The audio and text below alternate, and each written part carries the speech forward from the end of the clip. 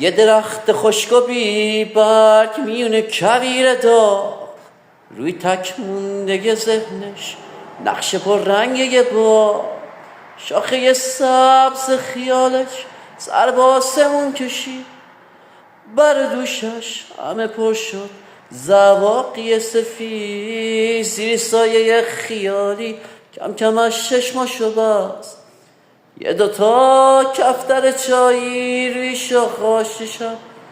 زیر سایه خیالی کم کم از چشماشو بست، یه دوتا کفتر چایی روی شاخه‌هاش نشست.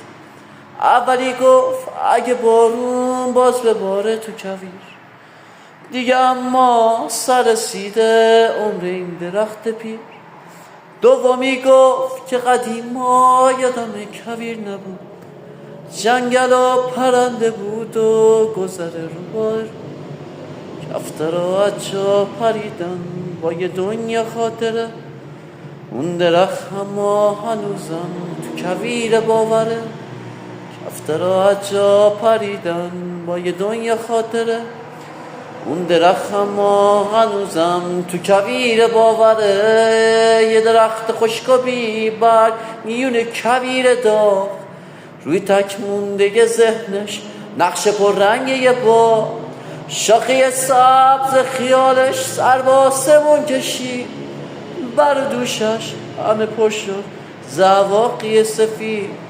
زیر سایه خیالی کم کم از چشماشو بست، یه دوتا کفتر چایی روی شاخه‌هاش نشست.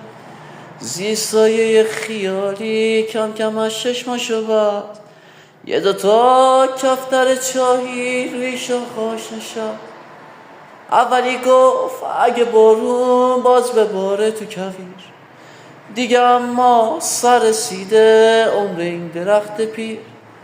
دومی گفت که قدیما یادم کویر نبود، جنگل و پرنده بود و گذر رو. کفترها از جا پریدن با یه دنیا خاطره، اون درخت اما هنوزم تو کویر باوره.